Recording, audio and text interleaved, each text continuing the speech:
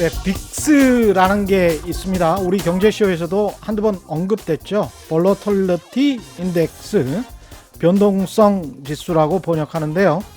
주식시장의 참여자들이 얼마나 공포를 느끼느냐, 그걸 측정하는 지수라고 생각하시면 되겠습니다. 뉴욕 주식시장의 변동성 지수, 공포지수는 2월 21일까지 20 아래에 있었는데 이게 팍 올라서 3월 16일에는 82까지 올라갔었습니다. 같은 시기 평온하고 잠잠했던 사람들의 마음이 요동치면서 공포에 젖어 패닉에 사로잡혀 주식을 막 팔았다, 이렇게 해석할 수 있겠죠. 이 변동성 지수가 3월 16일 최고치 82에서 요즘은 60대 초반 정도 기록하고 있습니다. 그러나 코로나19의 충격이 미국 주식시장을 강타하기 직전인 20과 비교하면 여전히 격차가 아주 크죠. 요즘 우리 주식시장이 좀 안정돼서 이제 다 끝난 게 아닌가, 이렇게 오판하는 분들도 있을 수 있겠습니다.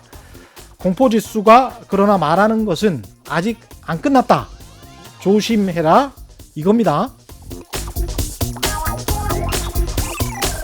안녕하십니까. 세상에 이익이 되는 방송 최경령의 경제쇼 출발합니다. 저는 진실탐사 엔터테이너 최경령입니다. 유튜브 오늘도 함께 갑시다.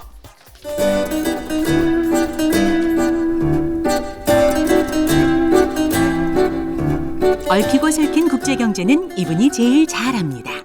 서울에서 지구를 바라보는 신환종의 세계경제 리포트. 네, 빠르게 변하는 세계 경제 시장을 제대로 분석하는 세계 경제 리포트, NH투자증권의 신환종 FICC 리서치 센터장 오셨습니다. 안녕하십니까? 네, 안녕하세요. 예, 한 2주 만에 뵙는 건가요? 네, 격주로 뵙고 격주로. 있습니다. 지금은 사실은 FICC 같은 곳들, 세계 경제, 해외 각종 상품 지수들 다 이렇게 꿰뚫어 보시는 분들의 해안이 중요한 것 같습니다. 네, 머리가 아픕니다. 너무 많아가지고. NH투자증권도 사실 굉장히 많이 그 주가가 빠졌었다가 최근에 많이 반등했죠. 네, 다들 좋아하고 있습니다. 아니 뭐 그냥 거의 액면가 비슷하게까지 6,000원대까지 빠지는 것 같더라고요. 예. 그러네요. 이제 예. 증권주들이 안 좋았다가 예. 그 반등을 강하게 했습니다. 네, 예. 아무튼 증권주들이 그만큼 좀 안 좋을 만한 이유가 있었습니까? 내부 사정이? 글쎄요. 아무래도 이제 금융 위기 때는 이제 저희가 실은 이 브로커리지는, 그러니까 이제 거래죠. 예. 주식이나 뭐 채권 거래, 브로커리지는 금융기관 수익에서 큰 역할을 차지하진 않거든요. 많이 줄어들었잖아요. 많이 줄어들었어요. 그러니까 예. 돈 버는 데가 실은 주식 이쪽이 아니고요. IB죠.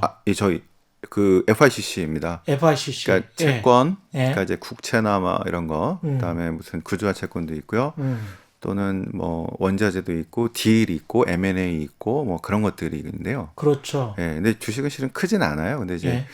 그런 그 이제 연결고리들이 그동안 많았기 때문에 그런 것도 좀 있고, 갖고 있는 자산이나 이제 딜이 아무래도 경기가 안 좋으니까 활성화되지 좀 어렵게 되지 않을까, 뭐 이런 것들이 반영이 좀 된 것 같습니다. 그렇죠. 네.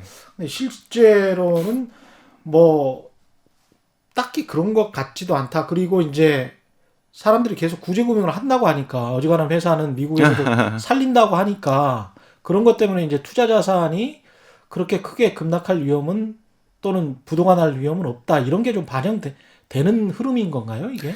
그러니까 지난번에도 제가 계속 말씀드리는 거는 이제 우리가 이제 자꾸 2008년 금융위기 생각을 해서 예.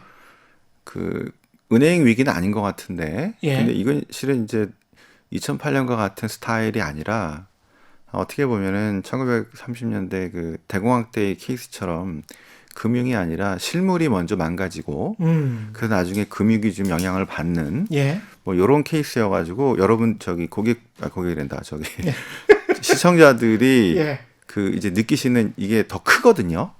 금융에서 느끼는 것보다. 본인의 지금 생계와 관련되는 네, 거니까. 실은 이게 더 큰 겁니다. 예. 그래서 이제 방식이 틀려서 그렇지. 예. 요거는 또 다른 경제 위기라고 볼 수 있을 것 같고요. 예. 네, 그러니까 이제 이제는 그 금융위 경제 스타일에 위기라고 너무 볼 수 있다. 그렇죠. 그러니까 예. 이제 경제 위기가 있고 이제 금융 위기가 있는 건데 예. 경제 위기 중에 하나인 거죠, 실은 금융 위기가. 예. 예. 그런데 그 이 금융 위기냐 아니냐는 사실 그렇게 중요한 건 하지는 않고요. 여러 가지 경제 위기 중에 하나인데 이 스타일은 2008년 이런 게 아니고 실물을 먼저 강타하고 예. 그래서 이제 돈은 뭘 벌게 내고 생산 소비 다 스톱돼 버리는 상황에서 예. 기업들이 부도가 나거나 자 이렇게 되면서 이제 금융에 나중에 영향을 미치는 방식인데요. 그 금융기관은 2008년에 워낙 큰 문제가 있어서 규제를 한 10년 동안 너무 타이트하게 받았어요. 글로벌 차원에서. 예. 그래서 JP 모건 뭐 또는 뱅크 오브 아메리카 또는 뭐 그 UBS 은행 이런 은행들이 옛날엔 좀 위험했는데 지금 그렇게까지 위험한 건 아니거든요. 예. 그래서 은행은 괜찮은데 자 실물은 이제 엉망이 된 상황이죠. 자 그래서 이제 접근을 그때랑 상당히 다르게 이렇게 해서 봐야 되는. 그래서 어떻게 보면은 여러분들이 2008년 그 서프라임 모기지로 인한 글로벌 금융위기 때는 저 느낌이 그게 크지 않았어요. 한국은 특히 그랬을 것 한국이 같아요. 특히 그랬어요. 예. 예. 근데 오히려 98년 IMF 외환위기가 더 컸죠. 아이 그게 당연하죠. 그런데 예. 예. 글로벌 차원에서 보면 예를 들어서 98년에 한국의 외환위기는 글로벌 차원에서는 그런 저거는 한 별 2개짜리 충격이 별 2개짜리 지역적인 위기라고 볼 수 있습니다. 아시아 위기라고 했죠. 동아시아 그때. 또는 신흥국 위기. 예. 자, 그런데 우리가 그때 이거를 직접 맞은 거죠. 그렇죠. 그래서 예. 우리한테는 되게 컸는데요. 예. 자, 2008년 그 서프라임 사태로 인한 글로벌 금융위기는 음. 별 3개짜리. 별 3개짜리. 별이 몇 개짜리까지 있어요? 모르겠는데요. 만들어보자. 앞으로 이제 이 위기는 예. 여러분 하나 기억하셔야 될 거는요. 예. 위기는 진화해요. 왜냐하면 우리가 다른 형태로 온다. 맞습니다. 아. 그래서 실은 다음번 위기는 저희들은 이제 정치, 경제나 지정학적 위기 이런 거를 좀 생각을 했었는데 예. 지금 다른 곳에서 좀 나온 셈이에요. 왜냐하면 위기가 나오면 은행이나 이런 금융기관들 또는 정부도 리스크 관리를 하잖아요. 준비를 합니다. 예. 그래서 보통 거기선 잘 안 터져요. 예상하지 못한 곳에서 터져서 이게 위기가 진화하기 때문에 우리가 마음을 놓을 수가 없는 거거든요. 예. 자, 그래서 이제 지금 미국 정부가 뭐 이제 회사채 매입을 조금 한다고 해도 예. 이게 몇 퍼센트일까요? 미국 전체 회사채 시장에 몇 퍼센트나 됩니까? 3천억 달러 사준다고 해도 예. 이게 뭐죠? SPB라는 이제 그 특수 목적 저기를 기구를 통해서 비크를 통해서 사준다고 해도 예. 전체 한 10조 달러 되니까 예. 그 중에 얼마입니까? 예. 한 뭐 3%? 2%, 3%? 예. 그걸 다 어떻게 사줘요? 그러고 보니까 한 2조 달러 좀 안 되게 한 1조 몇천억 달러 정도가 정급 본드 아래 수준이라고 네. 그때 말씀하셨잖아요. 네네 그렇습니다. 그렇게 보면 3천억 달러 하면 그 몇 개 못 구하는 거네요. 어떻게 그렇죠. 보면. 그래서 예. 지금 여러 가지 이슈들 그다음에 지난번 그 뭐 금융위기든 경제위기든 뭐 이런 것들하고 자꾸 비교를 해보셔가지고 예. 지금의 상태가 이제 어느 정도인지 아까 제가 98년 외환위기는 별 2개짜리인데 직접 맞았다. 예. 우리가 직접 맞은 거고. 2008년 금융위기 서프라임 사태는 별 3개인데 엄청난 위기였는데 예. 우리는 빗 맞았다. 예. 우리는 살짝 비껴간 거고. 예. 예. 그래서 그때 별로 피부에 못 느끼셨어요. 금융에서만 좀 느끼고 예. 별로 못 느끼셨어요. 예. 왜? 그 우리 98년 외환위기 있었고 2002년에 카드 사태 있었고 예. 그리고 우리가 구조조정 한 지 얼마 안 됐고 그 다음에 그 위기 극복을 통화 사업과 함께 뭐가 있었냐면요. 일본의 엔화가 엄청나게 강세로 갔어요. 예. 우리가 수출을 하는 경쟁인 엔화가 강세로 가면서 일본이 작살하면 안 되죠. 되게 어려워졌어요. 굉장히 어려워졌어. 죄송합니다. 예. 일본이 되게 어려워졌고요. 우리가 예. 실은 편했어요. 그게 우리가 원화가 그때 원 달러가 그때 1,500원 정도까지 갔고 예. 그래서 실은 수출이 용이한 게 있었고요. 또 하나 중국이 엄청난 경기 부양으로 재정 쏟아보면서 그 혜택을 보면서 살아났죠. 그러네. 그죠? 예. 그래서 우리가 못 느꼈는데요. 그 우리는 중국이랑 많이 수출입을 했으니까. 그래서 구조가 많이 바뀌었죠. 예. 그런데 그때 실은 구조조정 좀 했어야 되는데 왜냐하면 위기 때 여러 가지가 바뀌어요. 예. 그래서 여러분들 저희 최경영 경제쇼가 이제 경제만 얘기하는 게 아니잖아요. 그렇습니다. 정치, 경제, 사회가 위기 때 많이 바뀝니다. 엄청나게 바뀝니다. 그걸 그리고 또 많이 말씀을 해주시면 좋죠. 그게 또 나중에 우리 투자나 금융시장에 영향을 미치기 때문에. 그럼요. 예. 그래서 지금은 어떨까요? 별 몇 개로 할까? 지금 아직은 다들 예측을 못 하고 있는데요. 그렇죠. 제 생각에는 지금 잘못하면은 별 3개짜리가 또 될 수도 있을 것 같은. 그들에게도 우리에게도. 예. 근데 자, 예. 별 3개짜리인데 아까 2개짜리 정통으로 맞고 예. 3개짜리인데 빗 맞았고 예. 요번은 별 3개짜리인데 같은데 예. 요번은 우리한테 타격이 꽤 있을 것 같습니다. 그럴 것 같아요. 그러니까 2008년처럼 예. 그냥 넘어가지 않을 것 같다는 거예요. 2008년처럼. 예, 왜냐 2008년 때는 예. 그때 글로벌 금융위기였고 음. 미국의 부동산 서프라임 RMBS와 CDO로 만든 그 CDO 상품을 2008년에 우리나라는 그게 제한적이었어요. 얼마 안 갖고 있었어요. 예. 이유는 제가 한 작년에 말씀드린 것 같은데 98년에 그 외환위기가 인도네시아 회사채 투자를 했다니까요. 그때 우리가 예. 자유화돼 가지고 예. 달러로 펀딩을 단기로 해가지고 10년짜리 인도네시아 회사채, 태국 회사채를 마구 샀다가 물려버린 거예요. 그때. 그래서 예. 외환 유동성 위기에 들어간 겁니다. 외환이 문제가 돼버린 거예요. 부채가 정부는 그렇게 높지 않았고요. 기업은 높았죠. 그런데 그거 물려가지고 자 인도네시아 쓰러지고 나서 우리도 도미노로 쓰러진 건데요. 예. 그 다음에 정부가 하도 기가 차니까 이런 거 하지 마. 예. 해외 채권에 리스키한 투자를 못하게 했습니다. 그래서 명맥이 끊어졌어요. 근데 지난번에 서용수 애널리스트가 나와가지고 2014년에 사모펀드 규제 완화를 하면서 해외 자산에 관해서 투자가 활발하게 이루어졌고 그중에서 상당수가 부실 자산에 투자가 된 것 같아서 이번에 좀 타격을 입을 것 같다. 그게 한 150조 원 된다. 뭐 이런 이야기를 했는데 어떻게 생각하십니까? 이 논리에 대해서는?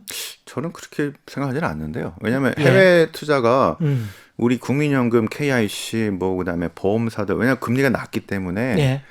0%, 1% 하느니 해외 나가서 좀 깨지더라도 어떤 건 10%, 어떤 건 2%, 어떤 건 마이너스 2% 이렇게 해가지고 나오는 거거든요. 맞습니다. 예. 650조 정도 되는 자산 중에서 조금 애매한 그게 사모펀드라는 형식의 것들이 150조긴 한데 예. 그걸 다 위험하다고 보면 어렵겠고요. 그러니까 예를 들어서 예. 우리가 전체 투자하는데 하이힐드도 있을 수 있습니다. 근데 이게 좀 깨졌잖아요. 예. 자, 미국의 하이힐드가 깨졌어요. 예. 그러면 이제 그거는 수익률이 마이너스 한 5% 될 수 있습니다. 근데 다른 국채에서 엄청나게 벌었잖아요. 이게 마이너스 10% 나올 수 있어요. 플러스 10% 나올 수 있어요. 그러네. 이렇게 해서 봤을 때 그다음에 해외로는 외환 유동성 위기를 방어하는 데도 되게 좋습니다. 우리 원화가 위험에 처했을 때 그러니 달러 자산으로 매입을 그렇죠. 했으니까. 650조를 예. 그러니까 150조에서 좀 까서 150조가 한 130조나 120조 됐다 하더라도 이거 달러를 원화로 나중에 원화가 위험해지면 거기서는 오히려 환 차익을 보고 있는 거네요. 그렇죠. 그럴 수도 있고 하니까. 그러니까 해외 밖에 투자가 어떻게 안전한 것만 합니까? 그러네요. 이렇게 그래서 분산 차원에서 봐야 되는 포트폴리오가 것들이겠고요. 있구나. 네, 그래서 예. 그거는 저는 그 생각에는 별로 동의하지 않고요. 그러네요. 150조 원을 바보들이 아닌 이상. 왜냐하면 국내에서도 이게 부실 채권도 있고 예. 우량 채권도 있고 그래서 그렇죠. 트리플 A, 더블 A 그다음에 더블 B부터 해서 이제 예. 등급 없는 것도 있고 되게 다양한 걸 하는데 그래서 그러면은 해외 하지 말고 국내에서 아주 위험한 거 하이힐드 이것만 계속 해야 되느냐 그게 아니기 그건 때문에 아니죠. 예. 그리고 이제 이렇게 이제 우리가 그동안 많이 금융 자산들을 해외 투자가한테 뺏겼잖아요. 그렇죠. 외환위기 때 그렇죠. 매일 억울하잖아. 국부 유출 이런 네, 이야기 그래서 했었잖아요. 예. 그들이 어떻게 해외에서 돈 벌었는지를 이제 연구해 가면서 우리도 돈이 예. 있으니까 자 실물도 괜찮지만 돈이 있으니까 이걸 가지고 전 세계에서 어떻게 하면 돈을 벌 수 있는가를 이제 한 10년 동안 테스트를 해보다 보니까 어떨 때는 규제가 좀 이렇게 완화될 때도 있고 또 이럴 때는 또 계속 또 규제가 강화될 때도 있고 예. 이런 경험을 통해서 가야 되는데 앞으로는 650조가 아니라요. 훨씬 더 많은 돈들이 나갈 겁니다. 왜 우리가 이제 사이즈가 당연하죠. 작기 때문에 예. 그리고 예. 기초 자산이 너무 작기 때문에 그래요. 투자할 투자할 수 있는 기업과 이런 게 너무 한정돼 있잖아요. 예. 한국에. 네, 예, 우리나라 국내. 자산이 예. 그 전 세계에서 엄청나게 안전한 게 아니기 때문에 그 전 세계 실은 다변화 괜찮은 대로 다변화하는 게 좋죠. 그냥 마치 무역 해외 진출 기지 뭐 이런 거하고 비슷하네요. 예. 다변화시키는 것. 그래서 이제 돈에 다변화네. 우리 정부도 남방으로 가고 음. 자, 중국에만 너무 의존도가 높다는 게 우리 국가의 리스크거든요. 리스크가 돼버렸죠. 무디스나 예. S&P가 한국 등급을 AA 제로로 평가하면서 음. 여러 가지 지정학적이거나 이런 거 볼 때 제일 큰 문제 중에 하나는 중국에 대한 의존도가 너무 높다. 중국이 되게 경제적으로 뭐 정치적으로 이게 어려워지면 영향을 바로 받는 나라가 한국이 첫 번째, 두 번째 들어갑니다. 예. 그러니까 이거를 다변화하라고 얘기를 해요. 그래야지 그 저 사람 다른 나라 사람들이 우리나라 채권이나 이런 걸 투자할 때 안심하고 투자할 수 있는 것들인데 예. 지금도 재정이라든가 이게 좋기 때문에 등급은 높은데요. 그 중국에 대한 의존도가 높다는 거는 중요한 한계로 들어가 있어요. 그래서 남방 정책 나오고 자 이제 인도로도 가고 베트남으로도 가고 인도네시아도 가고 러시아로도 가고 예. 자 브라질도 가고 멕시코도 가고 뭐 남아공도 가고 이렇게 가야 되는 이유가 거기에 있는 겁니다. 우리가 우리 스스로의 저 퀄리티를 높이기 위해서라도 그중에 실물과 함께 금융이 예. 같이 간다 이렇게 보시면 될 것 같습니다. 이번에 코로나19 위기가 어떤 방향으로 갈지에 관해서 좀 더 깊숙이 들어가 봐야 될 것 같은데 아까 말씀하시는 거 보니까 이제 금융위기로는 시작하지가 않고 실물 경제 위기로 시작해서 금융위기로 전이가 될 가능성도 있다 이런 말씀을 저는 그 은행 위기는 예. 좀 아닌 것 같다고 말씀을 드리는데요. 예. 그런데 이제 그 여러분들 이제 너무 옛날인 뭐 대공황 때 1930년대 얘기하면 이게 잘 안 맞으니까 제일 궁금하신 게 지금 거의 바닥이냐 뭐 아니냐 이런 거죠. 자, 예. 근데 제가 제 경험을 말씀을 드릴 건데요. 예. 아마 한국에서 그 2008년 7년 8년 금융위기 때 예. 제일 대처를 잘한 애널리스트가 절 거예요. 왜냐하면 증권 이상 받았다니까.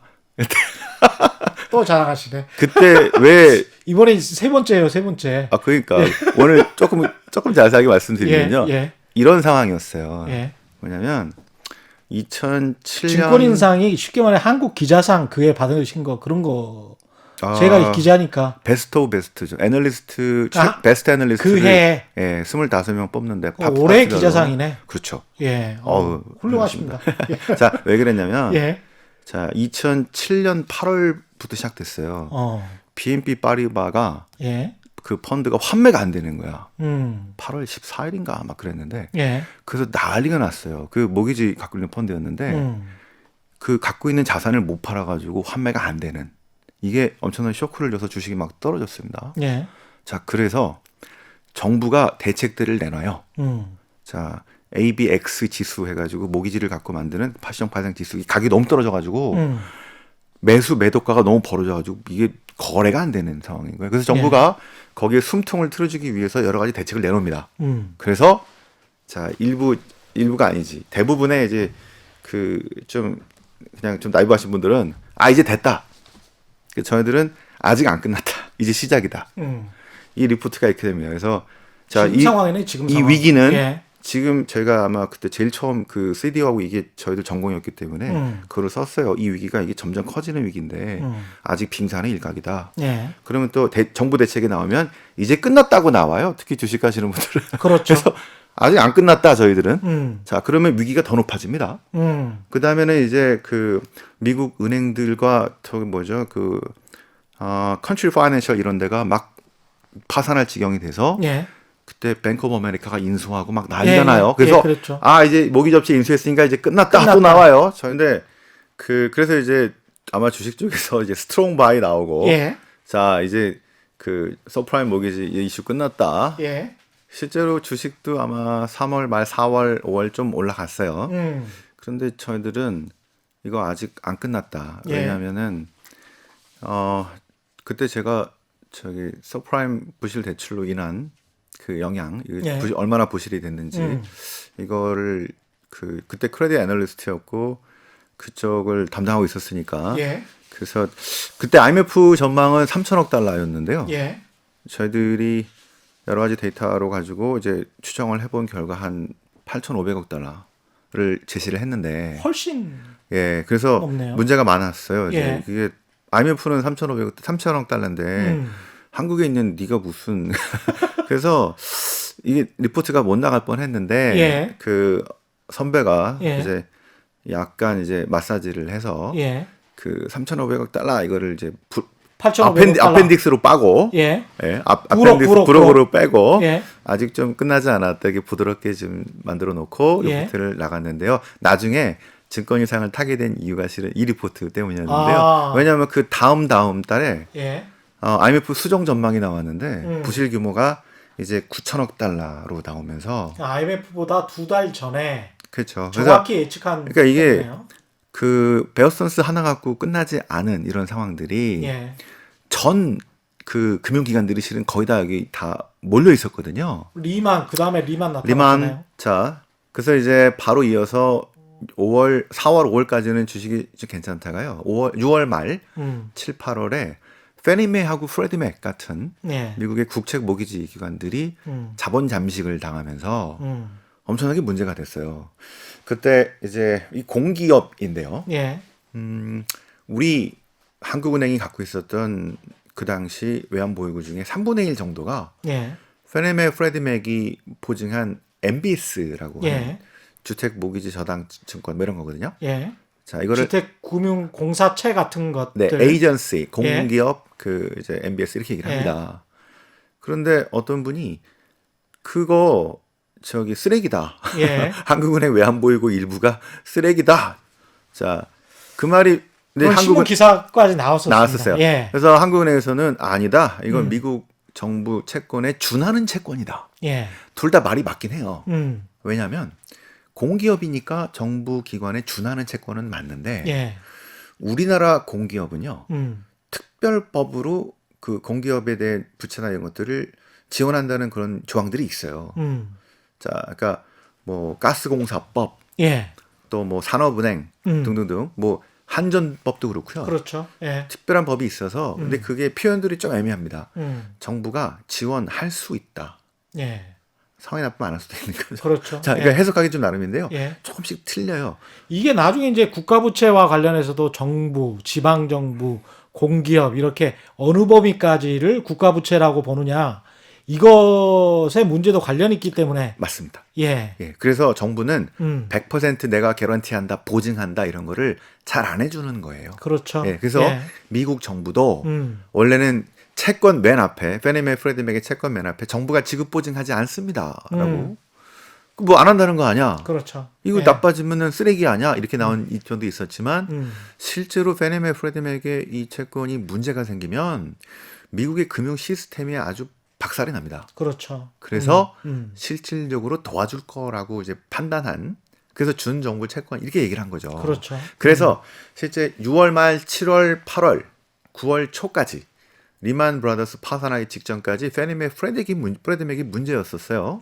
그래서 하도 문제가 되니까 미국 정부가 그러면은 우리가 경영 관리 하에 둔다라는 컨저베이터십 이런 선언을 하게 되면서 문제가 이제 완화가 됐는데요. 그 표현은 제가 생각하기에는 정부가 상황이 안 좋을 때는 지원할 수도 있다. 뭐 이런 표현이긴 한데 애매한 표현인데 그렇죠. 예. 그 정도라도 표현하게 되면서 실질적인 정부 부채로 직접적은 아니지만 예. 직접 부채가 있고요. 이렇게 이런 식으로 애매한 표현을 통해서 간접적인 부채로 올라간 거예요. 그러니까 망하지 않게 할 것이다 정부가. 그러니까 그 전에 사람들은 내주지 않을 거다를 믿은 거고. 예. 근데 이게 명확하지가 않으니까 정부는 어느 정도 명확한 표현을 하긴 했는데 실은 그 표현도 좀 애매하긴 하죠. 예. 이렇게 해서 지금 저 시장의 불안을 완화시키려고 했는데 그 다음에 나오는 리만 브라더스는 페니메 프레디맥이 워낙 컸기 때문에 거의 10조 달러였어요. 예. 이거 컸기 때문에 리만은 저거는 민간 업체고 하다 보니 굳이 그렇죠. 이런 실수를 저지른 이유가 바로 앞에 페니메 프레디맥이 너무 컸기 때문에. 예. 자, 그래서 베어스턴스는 아까 JP 모건으로 넘어갔고요. 자, 이 나올 때마다 자, 이제는 됐다. 다 해결됐다. 안 됐다. 됐다. 안 됐다. 이거를 거의 1년 반 정도까지 계속해 가는데요. 그러니까 지금 상황, 지금 비슷합니다. 2008년도의 상황과 2008년, 2009년의 상황이 지금 2020년의 상황에도 똑같이 전개될 가능성, 비슷하게 전개될 가능성이 있네요. 조금 있어요. 그래서 저희들이 근데 우리는 이제 한 달 정도밖에 안 된 거고. 그런데 또 차이점은 뭐냐면요. 예. 이게 그 뒤에 가면 결국 이 사단이 가닥을 잡는 거는 그 다음 해 2009년 2월 3월쯤에 예. 아마 양적 완화가 제대로 나오기 시작한 게 1월인가 그랬을 거예요. 1월 2월쯤. 예.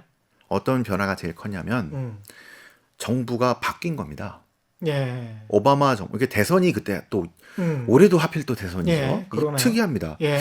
위기 때마다 선거가 중간에 있어요. 왜냐하면 그러네. 1930년 대공황 때도 앞에 예. 있는 공화당 후보는 계속 실패했죠. 29년부터 뭐 정책을 썼는데 잘 안 됐고요. 33년에 루스벨트로 바뀌면서 우리가 멈춰나게 하겠다는 식으로 액션을 하면서부터 턴하기 시작합니다. 예. 이게 좀 특이한 상황인데요.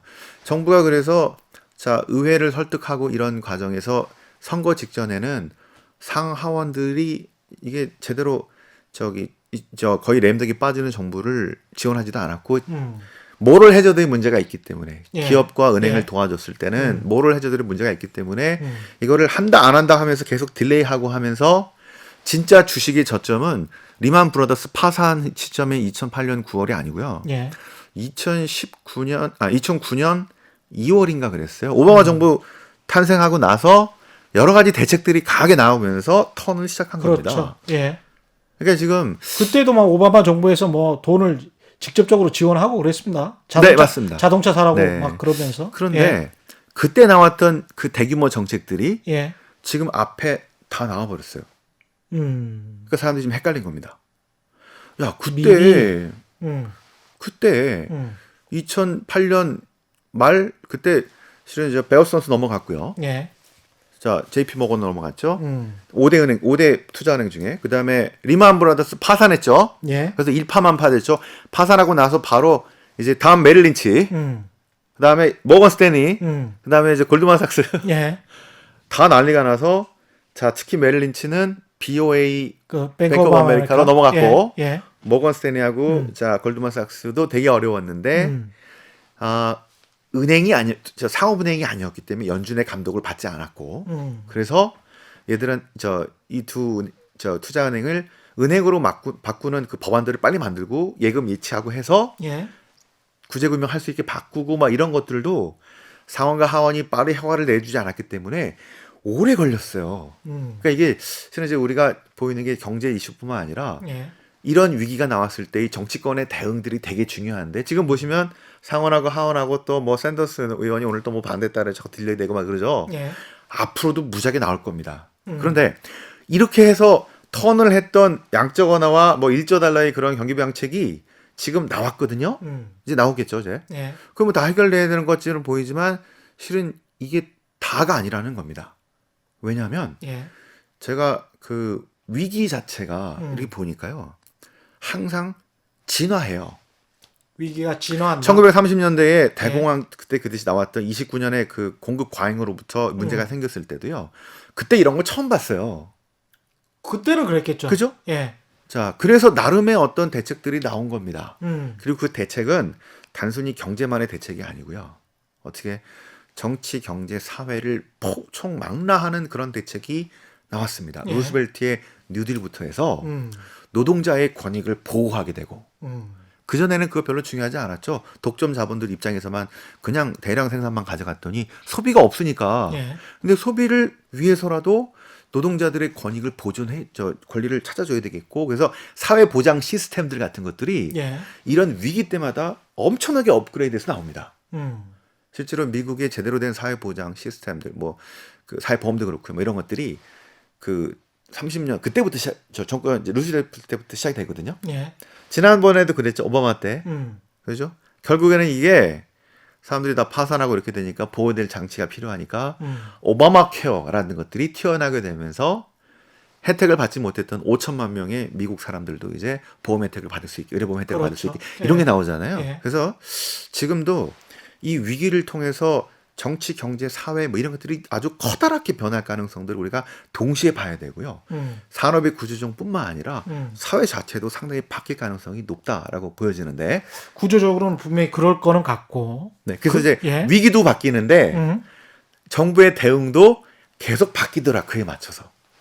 그렇죠. 정부의 대응도 지금 바뀌고 있는데 이번 트럼프 대통령이나 유럽의 정상들처럼 야, 안 되겠다. 다 자가격리시켜. 사실상 직장 폐쇄하자 2주 동안 또는 한두 달 이런 식으로 나왔던 적이 한 번도 없잖아요. 네. 그러면 그것에 따른 어떤 경제적인 데미지, 경제적으로 얼마나 부정적인 영향이 끼칠지에 관해서 정확하게 어떻게 계산할 수 있을까? 그게 그리고 우리 기업들, 저 바다 건너에 있는 미국의 경제가 그 정도 상황이면 우리 기업들한테는 어떤 영향을 끼치게 될까? 네. 그게 이렇게 순차적으로 쫙 계산이 돼야 될 것 같은데. 맞습니다. 그래서 지금 실제로 지난번에 봤던 1400 그 주가지수 1400선이 맞는지 예. 아니면 지금 1700이 맞는지 2000이 맞는지 2000포인트가 맞는지가 아직 명확하지가 않은 건데요. 왜냐하면 지금 가장 중요한 그 미국의 경제 성장률이 1분기에 이어서 2분기 되게 안 좋을 것 같은데 예. 죄송합니다. 어떤 사람들은 마이너스 20%가 될 거라고 얘기하고요. 예. 어떤 사람은 마이너스 10%, 예. 14%, 그다음에 3분기에 반등해서 8% 뭐 얘기는 하는데 예. 혹시 이게 2분기 안에 가닥이 좀 안 잡혀서 장기화된다. 여름까지 간다 그러면은 이거 지금보다 더 많은 문제들이 다른 산업으로도 더 확산될 수 있는 이런 문제들이 있을 수 있겠고요. 예. 자, 그러니까 지금 어닝 추정이 잘 안 되는 거예요. 그러니까 지수가 못 나오죠. 그렇죠. 워낙 정확한 지수가 못 나오기 예. 때문에 지금 되게 답답하실 겁니다. 근데 아주 이제 정말 긍정적으로 생각을 해보면 이렇게 돈이 많이 뿌려져 있고 뿌린다고 약속을 했고 그리고 난 다음에 그 코로나19가 다행히도 뭐 한 4월 중순쯤에 좀 잦아진다면 그래서 그 동안을 못 버티고 그냥 힘들었던 쉘 컴퍼니들 미국의 쉘 컴퍼니들 몇 개 망하고 만다면 그러면 그렇게 많이 풀린 돈 덕분에 다시 엄청난 시장이 오는 거 아니야? 이렇게 몽상 가까운 생각을 할 수 있는 것도 아닐까요? 어떻게 생각하십니까? 근데 일단은 예. 그렇게 생각하기는 좀 이른 것 같고요. 음. 왜냐하면 돈을 많이 풀고 지금 뭐 회사채 어느 정도 매입까지도 해준다고 했음에도 불구하고 시장이 되게 불확실한 이유는 일단 제일 중요한 전염병 확산의 가닥이 아직 미국과 유럽에서 안 잡힌 데다가 예. 그러니까 아까 이게 얼마나 오래 갈지를 모르는 데다가 아무도 모르죠. 예. 자 하반기에 혹시 여름에 좀 2분기 좀 잡혀가지고 조금씩 회복이 된다 치는데 예. 하반기에 들어서 다시 날씨가 또 쌀쌀해지면 사람들 걱정하지 않을까요? 다시 그러니까 사람들 되게 아직도 그러니까 상당히 오랜 기간 동안 움츠러들 가능성 경제가 제대로 생활을 뭔가 활동을 해야 되는데 이런저런 걱정들 때문에 강한 회복이 아니라 위축되는 이런 상황이 이벤트가 생기고 그 충격이 상당히 오래 가는 것들 때문에 예. 위축될 거라는 게 하나 있고요. 또 하나는 부작용들인데요. 예. 제일 큰 부작용은 실은 각국 정부의 부채가 엄청나게 증가할 거라는 겁니다. 각국 정부의 부채가 네. 그건 뭐 자명하네요. 왜냐하면 2008년에 금융위기 때문에 엄청난 돈을 풀었는데요. 그리고 나서 한 2, 3년 있다가 유로존 재정 위기로 갔어요. 예. 부채가 너무 많았던 특히 취약했던 국가들이 이 감당이 안 되니까 그때부터 유로존 재정 위기로 아주 유럽이 아주 난리가 나는 상황이 발생합니다. 예. 그래서 지금 우리는 지금 국가 부채가 한 45% 전후니까 예. 그래도 쓸만합니다. 등급도 높고요. 예. 그런데 자 이거 뭐 선진국도 그렇고 자 다른 실흥국도 그렇고 부채 부담이 되게 많았던 데들은 지금 이거를 긴급한 상황이라 더 써야 되잖아요. 이게 공짜가 아니기 때문에 그렇죠. 이거를 감당해야 되는 문제가 생깁니다. 언젠가는 갚아야죠. 네. 예. 그게 외화냐 또는 로컬 통화냐에 따라 다르긴 하겠지만 그래서 1차적으로는 경제에 상당한 타격을 줄 가능성이 더 있다라고 보여지고 있고요. 예. 그러니까 상당한 기간 동안 저성장과 둔화될 가능성이 있겠고요. 그다음에는 그 정치적인 혼란들 왜냐하면 돈을 다 써버렸으니까 예. 뭔가 추가적으로 정책이나 이런 것들을 할 여력이 줄어드는 것들이겠고요. 그렇겠습니다. 자 그래서 예. 지난 10년 동안 보시면요. 2008년 금융위기가 있었고요. 2009년에 잠깐 반등했다가 2010년에 그 두바이 월드의 이제 채무 불이행부터 그리스부터 유로존 재정 위기가 시작되기도 했고요. 예.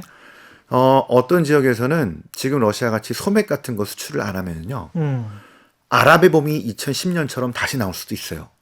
아랍의 봄이 지난번에 말씀드렸던 이란이나 등등등 중동처럼 예. 정치적 불안정성이 지금 높은 데들이 사람들이 경제적으로 뭐 그렇죠. 굶주려서 예. 그렇죠. 지금은 전염병도 그렇고 예. 이게 안 되는 가운데 음. 이런 혼란까지 생겨버리면 음.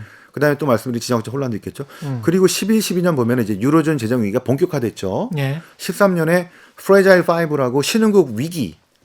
자, 돈 엄청 투자해서 봤는데 거기서 돈이 조금씩 빠지면서 신흥국들이 가격이 통화 가치가 엄청 떨어져 버리는 예. 이런 것들이 지금 계속 뒤이어서 일어났었는데요.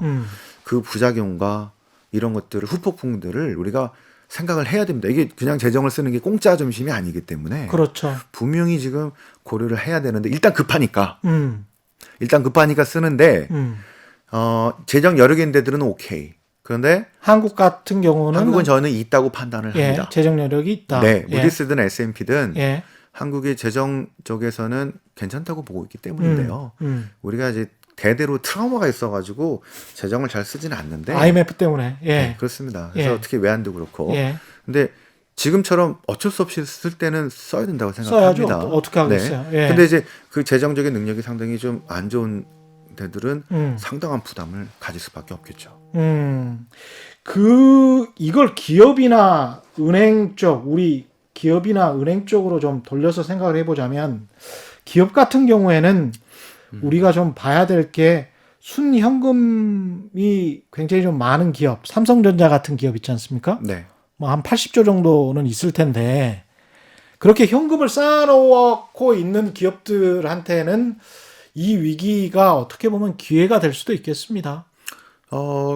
이런 신용이 경색이 되는 이런 상황에서는 뭐 잘 버틸 수 있으니까. 근데 삼성전자를 그런 거 걱정하는 건 아닌 것 같고요. 예. 이제 그 중소기업들, 중소기업들은 뭐 부채가 지금도 많은데. 자영업체들, 예, 자영업체들. 이쪽에 그래서 지금 대책이 좀 집중이 될, 특히 재정 정책이 당연히 집중이 예. 될 필요가 있겠다고 볼 수 있겠는데요. 예. 일단 미국도 그렇습니다. 음. 하이힐드 채권 시장이 지금 가장 이슈인데요. 예. 신용 스프레드가 엄청나게 벌어지게 되면서 음. 자, 그래서 요게 아마 여러분들이 앞으로 지금 이 상황의 진행을 어떤 가늠해보고 어디 정도인가를 볼 수 있는, 좋아지냐 나빠지냐 뭐 이런 걸 볼 수 있는, 예. 주가만 보지 마시고 하이힐드 채권 시장의 스프레드를 보시면 되는데요. 예. 신용 스프레드는 이제 미국채와 이런 하이힐드 채권의 금리 차 예. 보시면 됩니다. 그냥 하이힐드 채권 시장 뭐 이러면 고수익 채권 시장이잖아요. 네. 그래서 굉장히 좀 긍정적으로 용어를 바꿔놔서 그 고수익이니까 고위험입니다. 그러니까 고위험 채권 시장 이렇게 생각하셔도 될 것 같습니다. 맞습니다. 예. 예. 정크본드라고도 예. 하고요. 예. 자, 여기가 지금 신용 스프레드, 금리로 말씀을 드리죠. 그러면은 지금 전체 미국의 하이힐드 금리가 지금 10% 정도가 좀 넘어갔습니다. 예. 자, 그런데 여기서 중요한 거는 에너지 업체, 셰일 업체의 금리는 얼마고, 예. 셰일 빼고 나머지 일반 업체들의 금리는 얼마인가인데요. 예. 제가 참 2주 전에 은행이 지금 양호하기 때문에 옥석을 가리는 투자를 할 것이다. 예. 이게 셰일 업체라든가 여행, 관광 이렇게 이쪽에 집중이 되고 나머지 업체까지는 그래도 괜찮은 업체들은 하이힐드라고 하더라도 자금을 공급하고 이렇게 될 가능성이 높은. 그러니까 은행 입장에서는 대출을 계속 해주는, 대출을 연장해주는 조건이 이 회사가 계속 갈 수 있느냐, 그렇죠. 생존할 수 있느냐, 이걸 봐야 되는데, 옥석을 가린다는 것은 쉐일 컴퍼니들 중에 일부는 아주 부실하기 때문에 버리고 갈 것이다. 네. 그러니까 은행이 상황이 괜찮으면은 옥석 가릴 수 있는 힘이 있고, 그렇죠. 은행이 내가 죽겠으면은 2008년이 그랬고요. 2008년 그냥 다 갖다 네, 파는 거죠. 내가 파산하게 생겼는데, 예. 그러니까 하이힐드 다 갖다 판 거고요. 음. 그래서 2008년에는 부도율도 하이힐드 부도율이 막 15% 이상 올라가고 예. 금리도 막 20, 500%씩 간 건데 요번에 보니까 지금 하이힐드 신용 스프레드가 확대되다가 어제부터 약간 턴하기 시작했습니다. 예. 좋은 뉴스긴 하죠. 그런데 예. 내부를 보니까 셰일 업체 등의 에너지 업체들의 금리는 20%가 넘어갔어요. 25%입니다. 여전히 그쪽은 네, 약간밖에 안 줄었어요. 위험이 매우 높다. 망할 그렇죠. 위험이 매우 높다. 이렇게 이제 시장에서 평가를 하는 거죠. 그렇죠. 이거는 예. 좀 아닌 것 같다. 예. 이런 판단을 하는 것 같고요. 예. 셰일 업체 에너지 섹터를 제외한 나머지 비에너지 섹터의 금리는 10%예요. 그 얘기는 예. 요 하일드 쪽에 지금 악성이나 이런 것들을 좀 집중적으로 보고 예. 옥석을 가리는 투자를 하고 있다라고 보는 건데 그거는 은행이 견조하다고 지금 보고 있기 때문에 예. 보통의 그 2008년 위기는 은행이 부동산 그 하락하고 또 구조화 채권 뭐 CDO 같은 거 또 CDS 이런 것 때문에 은행이 파산하는 방식으로 갔는데 예. 그죠? 그래서 그 다음에 기업이 부도가 엄청나게 늘어나고 막 이런 방식으로 갔는데 이번 방식은 예전에 1930년대처럼 기업이 파산을 해서 나중에 은행이 부담이 생기는 예. 자 이런 식으로 요번에도 혹시 이렇게 오지 않을까 걱정은 되는데 그 은행의 상황을 보니까 지난 2008년에 너무 많은 문제가 생겨가지고 10년 동안 은행의 자본 적정성을 높이는데 엄청나게 노력을 해왔거든요. 그리고 지금 유동성도 정부의 지원과 뭐 연준의 돈 푸는 것들 때문에 나쁘지가 않아요. 예. 다만 돈은 못 법니다. 은행들. 그렇죠. 금융기관들이. 예. 예. 자. 은행주 투자하시는 분들은 그거는 또 보셔야 될 것 같고. 맞습니다. 그래서 요 은행들의 상황들이 2008년과 같지 않다면 제가 이제 말씀드린 것처럼 주로 셰일 업체들이나 아니면 뭐 항공이나 뭐 여행이나 좀 집중적으로 타겟되는 이런 섹터만 좀 안 좋고 나머지 섹터는 그래도 좀 견조한. 예. 그래서 미국에서도 옥석을 가리는 투자가 될 것이다 라고 보고 있는 건데요. 만약에 은행이 나빠지면 예. 다 나빠지는 상황으로 그렇죠. 가게 될 가능성이 근데 높아 보인다. 지금 말씀하시는 거 들어보니까 미국에서는 그래도 은행이 다 하이힐드 그 고위험 채권들을 막 파는 업종 불문하고 그런 상황으로 치닫는 거는 아닌 것 같다. 네네 그렇습니다. 그렇죠? 한국도 그러면 마찬가지다. 한국도 지금 10년 동안 은행들의 자본 적정성이나 유동성을 상당히 많이 지금 그 보유하도록 했기 때문에 예. 그래서 지금 상황은 은행들은 좀 버틸 수 있는 상황인 것 같고요. 그래서 그 저희들이 보기에는 미국도 한국도 좀 은행들이 지원할 수 있는 여력들이 있다고 보고 있겠고요. 예. 그 미국의 하이힐드 중에서 유명한 게 바로 여러분들이 이제 집에서 가끔 보시는 넷플릭스. 예. 주가 막 날아가죠. 예. 근데 실은 정크본드입니다. 예, 재무가 좋지가 않아요. 예. 예, 비즈니스는 성장성도 좀 있고 해서 주가가 막 높은데 이게 실은 많이 떨어진 이유는 재무가 좋지가 않아서. 예. 그다음에 또 대표적인 하이힐드가 테슬라입니다.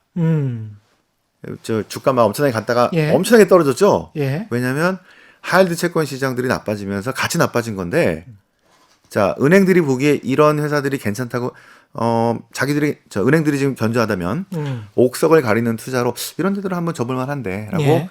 내려갈 가능성이 높은.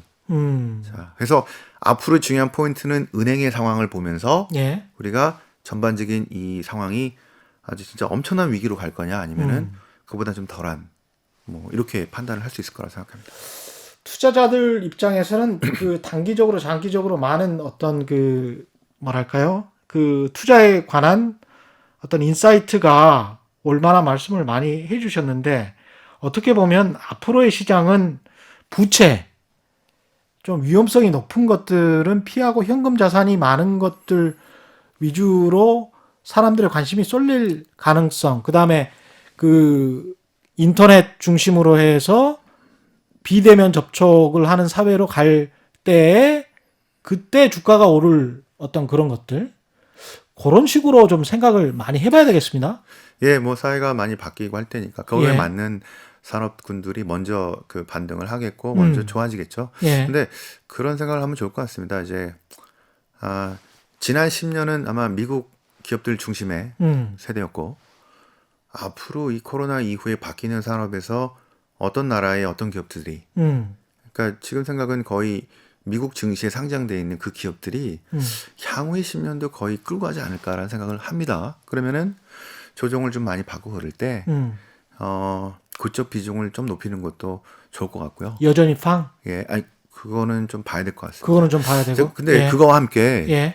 저희들이 뭐 주식 추천하는 그런 게 아니니까 예. 그뿐 아니라 항상 그 자산 배분을 좀 하셔야 되는데요. 자산 배분은 예. 예. 왜냐하면 작년 말 이럴 때 채권을 한 50% 갖고 있었으면 주식이 한 뭐 50% 하더라도 이럴 때는 현금화해서 할 수 있기 때문에 좀 편하죠. 이게 이게 반등을 좀 한다 하더라도 항상 너무 위험 자산에 올인하면 안 되겠고요. 예. 채권이나 또 지금 미국 그 투자 등급의 등급 높은 회사채는 미국 연준이 또 유동성 위기 극복하기 위해서 사준다 그러잖아요. 예. 금리는 좀 낮더라도 이런 것들을 좀 가져가게 된다면 앞으로 이 울퉁불퉁한 상황에서 이게 혜택을 돋볼 가능성이 있기 때문에 예. 너무 한쪽에 쏠리지 않는 그런 투자를 하셨으면 좋겠습니다. 마지막으로 중국이 예상 외로 선전을 하고 있는 거 아니에요? 네. 주식시장도 그렇고 어떻습니까? 채권이나 이런 쪽 별다른 어떤 움직임이 없습니까? 중국 시장이 뭐 위험하다든가 다른 신호가 오는 건 중국도 없습니까? 이제 돈을 많이 쓰기 때문에 그 지금도 부채가 많은데 예. 상당한 부채 부담을 갖고 가야겠죠. 그런데 무슨 뭐 8,000조를 쓴다고 그러잖아요. 그러니까 그렇습니다. 이제 그 부채가 더 많아지는데 이게 그렇죠. 로컬 통화이기 때문에 바로 위험하다 이렇게 얘기는 어렵고요. 예. 그 바로 이 사태 전에 있었던 것보다 더 많은 부채를 지고 어떻게 끌고 갈 것인가를 연구를 해야겠죠. 근데 예. 로컬 부채이기 때문에 성장률 둔화, 그다음에 여러 가지 부작용들, 자 이런 것들을 잘 보면서 또 정치적인 부담들이 예. 본인들이 실수해서 이 코로나19 사태가 이렇게 확산이 된 거니까 예. 그 예전에 트럼프 대통령이 관세 부과로 해서 경제 성장률이 둔화된 것하고는 얘기가 틀리지 않습니까? 그렇죠. 그 부담을 지면서 어떻게 끌고 갈 것인지를 아니 우리는 외부에서 그렇게 보는데 네. 중국인들 같은 경우는 내부에서 또 시진핑 거의 뭐 신격화하다시피 하고 코로나19를 극복한 것처럼 그래서 지금 스스로 걱정되는 거는요. 1930년대는 자 이제 이런 그 경제 침체로 들어가게 하면서 예. 글로벌 자신들만 살겠다고 보호무역지 강화되면서 예. 사이가 나빠지면서 나중엔 전쟁까지 가버렸죠. 2차 세계대전. 예. 예. 그러니까 그때랑 비슷한 것들 우리가 함의를 끌어오자면 지금 국제 공조로 2008년은 국제 공조로 풀어가긴 했는데 2008년. 예. 예. 지금은 공조가 아니라 실은 싸움을 더 많이 할 것 같은 느낌이 좀 듭니다.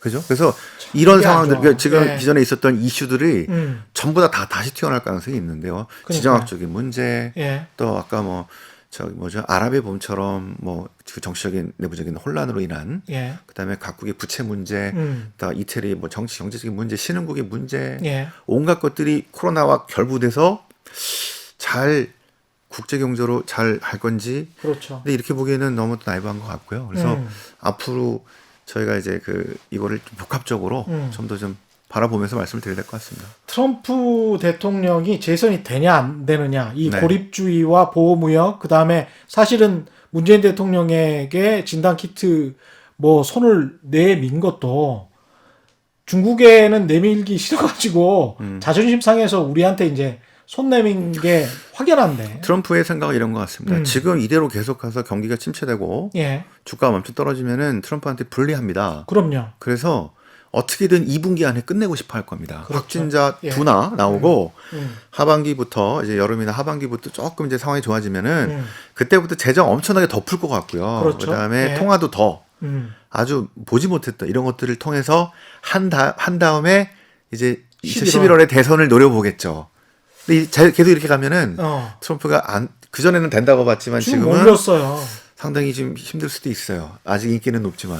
알겠습니다. 오늘 말씀 감사하고요. NH투자증권 신원종 FICC 리서치 센터장과 함께했습니다. 고맙습니다. 네.